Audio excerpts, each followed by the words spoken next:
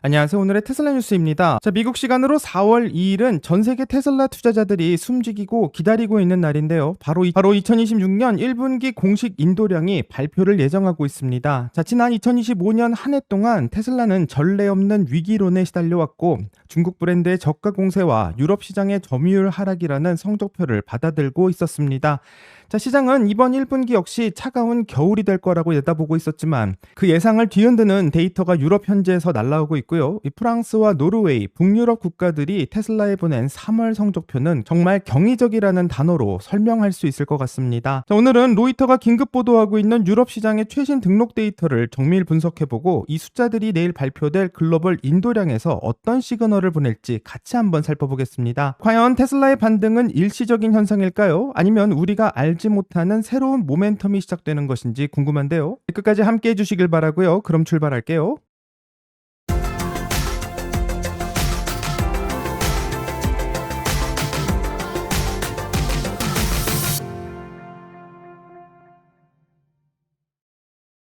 자, 우선 데이터부터 확인해 보려고 하는데 지금 보고 있는 화면은 프랑스 자동차 산업협회가 발표한 최신 데이터고요. 이 프랑스에서는 203%의 폭발적인 성장을 2026년 3월 한 달 동안 보여주고 있습니다. 자, 프랑스에서 등록된 테슬라의 차량이 총 9,569대로 나오고 있는데 지난해 같은 기간과 비교하면 203%가 폭등하고 있는 수치입니다. 자, 이 숫자가 얼마나 대단한 것인지 체감하려면 지난 기록을 봐야 되는데 테슬라 역사상 프랑스에서 가장 많이 팔렸던 때는 2023년 12월에 9,572대였는데 단 3대 차이로 역대 최고 기록에 근접하고 있습니다. 또 전기차의 성지라고 불리고 있는 노르웨이에서는 3월 한 달간 6,150대가 등록되며 전년 대비 178%라는 놀라운 성장률을 보이고 있는데요. 스웨덴 역시 1,447대를 기록하면서 144%가 증가했고 서유럽과 북유럽 전역에서 판매가 수직 상승하고 있는 것을 보여주고 있습니다. 자, 어쩌면 2025년 상황이 너무 안 좋았기 때문에 그때와 비교해서 숫자가 좀 좋아 보이는 게 아니냐, 일시적인 착각일 수 있다 생각할 수 있지만 이 데이터를 보면 좀 다른 경우가 있는 것 같습니다.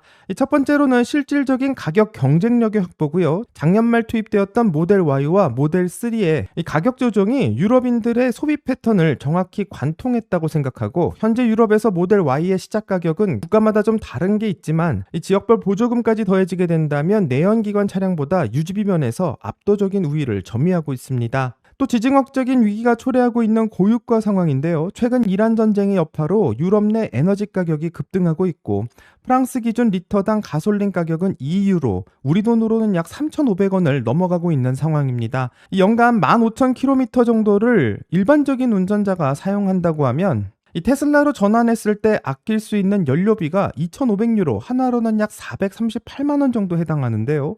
이 소비자들에게는 전기차가 이제 취향의 영역이 아니라 생존을 위한 경제의 영역에 도달하게 되는 것이고 테슬라로 바꾸기만 해도 매년 400만 원의 이익이 생기는 것을 거부하기는 상당히 어려운 상황입니다. 하지만 시장에서는 경고의 목소리도 나오고 있는데요. 이 프랑스와 노르웨이에서는 성적이 좋지만 네덜란드와 스위스처럼 등록 대수가 20% 넘게 하락한 지역도 존재한다고 경고합니다. 자, 유럽 전체가 일관된 흐름을 보이는 것은 아니라 국가별 정책과 경제 상황에 따른 편차가 극심하다는 것도 기억해야 될 것 같은데요.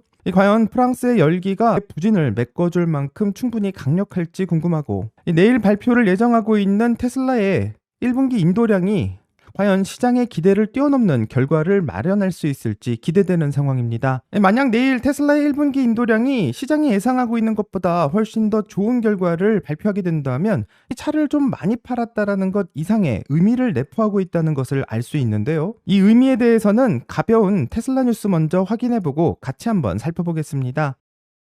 우선 스페이스X 관련된 뉴스부터 확인해 본다면 스페이스X가 미 증권거래위원회인 SEC의 기업 IPO를 위한 이 비공개 초안을 전격 제출했다는 소식이 나오고 있습니다. 자, 기업 가치는 무려 1.75조 달러고 우리 돈으로 환산하게 되면 2,600조를 넘는 엄청난 돈인데요. 이 자본주의 역사상 전례 없는 규모라고 하고 이번 IPO를 통해서 조달하려는 자금만 800억 달러로 하나로는 121조 원에 달하며 사우디 아람코의 기록을 가뿐히 뛰어넘는 인류 역사상 가장 거대한 상장 프로젝트로 불리고 있습니다.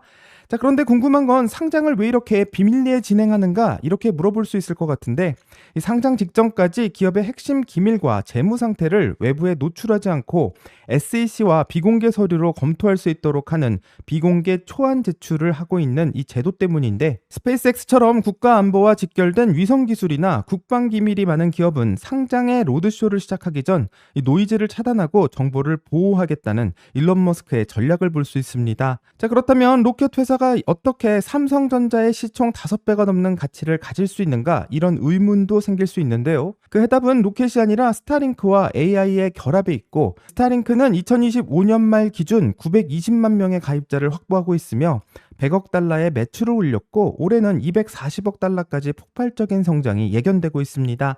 자, 여기에 지난 2월 합병한 xAI와의 시너지도 더해지고 있고요. 이제 스페이스X는 이 우주 민류 기업이 아닌 우주 기반 AI 인프라 기업으로 재평가받고 있는 상황입니다. 자, 스페이스X 뉴스에서 가장 중요한 핵심은 6월 상장을 목표로 하고 있는 스페이스X가 비공개 절차를 밟고 있지만, 이 공식적인 투자 설명서는 4월 또는 5월 초에 공개될 예정인데요.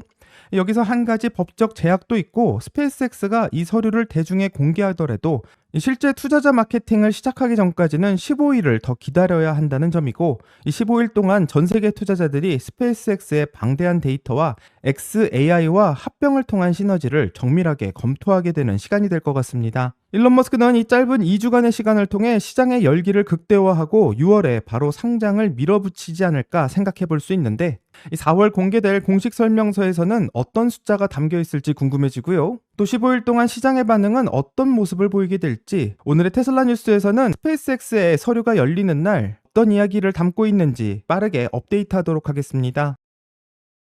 다음 소식은 테슬라가 북미 공식 홈페이지에서 모델 S와 모델 X의 커스텀 주문 기능을 완전히 삭제했다는 소식입니다. 이제 나만의 사양을 선택해서 공장에서 생산된 모델 S나 모델 X를 받는 시대가 공식적으로 종료되는 것인데요.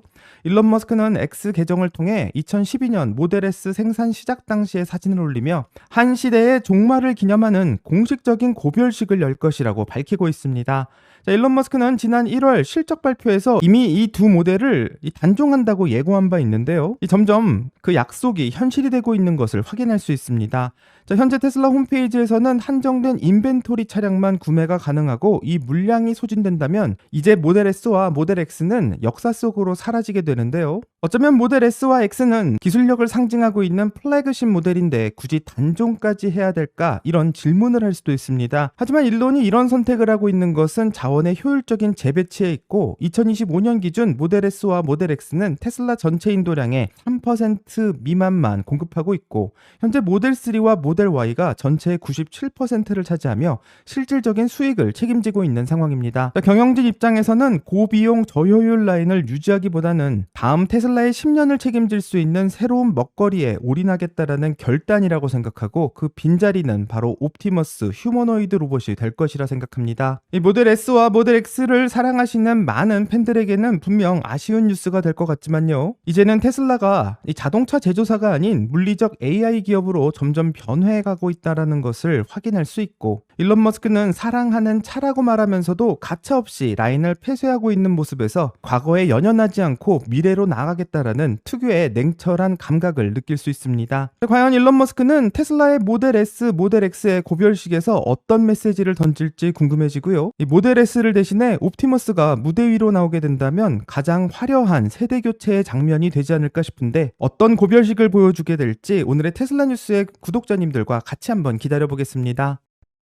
자, 다음 소식은 AI 업계의 절대 강자로 군림하고 있던 오픈 AI의 위상이 무너지고 있다라는 소식이 나오고 있는데요. 블룸버그 통신에 따르게 되면 최근 장외 주식 거래 시장인 세컨더리 마켓에서 오픈 AI의 주식 수요가 급격하게 얼어붙고 있다고 합니다. 이 수십억 달러의 거래를 처리하는 전문 중개인조차 수백 명의 기관 투자자 중 이 물량을 받아줄 사람이 한 명도 없다라는 이야기가 나올 정도인데요. 흥미로운 점은 이런 하락세 속에서도 캐시우드의 ARK 인베스트는 정반대의 움직임을 보이고 있고, 이 미국 시간으로 3월 31일자 펀드의 현황을 보게 된다면 ARKK를 포함한 주요 펀드들이 오픈 AI의 시리즈 C 주식을 대거 매수한 것을 볼 수 있습니다. 하지만 시장의 분위기는 냉담하고요. 경쟁사인 엔트로픽에 대한 수요가 뜨거운 것과는 대조적이고 일론 머스크 역시 이 소식에 놀랍지 않은 일이라며 의미심장한 뉘앙스를 풍기고 있습니다. 자, 그렇다면 세계를 깜짝 놀래켰던 오픈 AI의 인기가 왜 이렇게 식고 있는지 궁금할 수밖에 없는데요.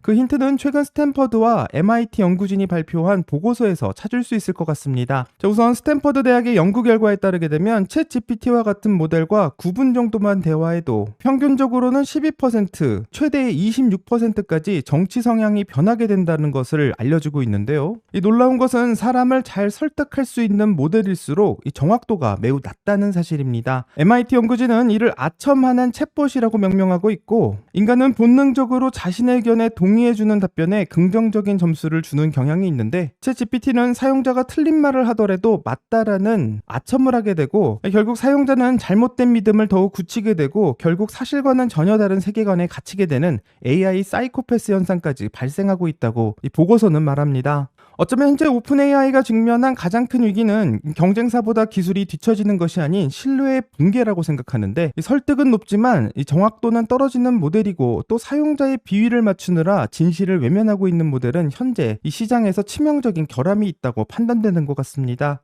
어쩌면 투자자들은 점점 데이터의 진실성이라는 본질을 묻기 시작했다는 증거라고 생각하고요. 이 시장 전반의 차가운 시선은 이 기술적인 완성도를 넘어 윤리적 신뢰에 점점 더 무게가 치우치고 있음을 확인할 수 있게 합니다. 결국 AI 문제에서 가장 중요한 것은 진실이라고 생각하게 되고요. 진실을 파악하지 못한다면 물리적인 AI를 해결할 수도 없기 때문에 일론 머스크는 XAI가 물리적인 판단에 있어서 가장 중요한 진실이라는 것에 근접할 수 있다라고 말하고 있고, 시간이 지나면 지날수록 오픈 AI와 XAI의 차이는 점점 더 벌어지게 될 거라 생각합니다. 자, 이제 프랑스의 203% 성장 이야기로 돌아오면요. 이 프랑스에서 차가 많이 팔릴 수는 있지만 아무래도 테슬라가 가격을 많이 깎았기 때문에 달성한 숫자라는 이야기를 하고, 이로 인해서 수익성은 처참할 것이라고 말하기도 합니다. 자, 하지만 프랑스와 노르웨이에서 나오고 있는 기록적인 수치는 테슬라가 유럽 내 물류의 동선을 완전히 장악하고 있는 것을 보여줄 수 있는데요.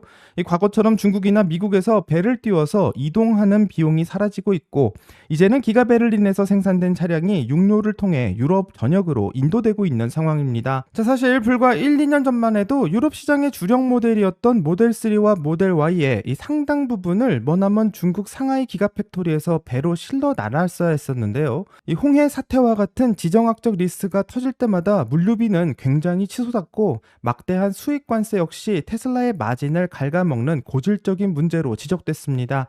자, 하지만 2026년은 상황이 완전히 달라진 상황이고, 기가 베를린이 드디어 가동률 90%를 돌파하며 유럽 전역을 커버할 수 있는 완전한 로컬 생산 체계를 구축하고 있기 때문에 프랑스나 노르웨이 고객에게 전달되는 차량은 바다를 건너는 대신 독일 공장에서 생산되어 육로를 통해 즉각 인도되고 있습니다.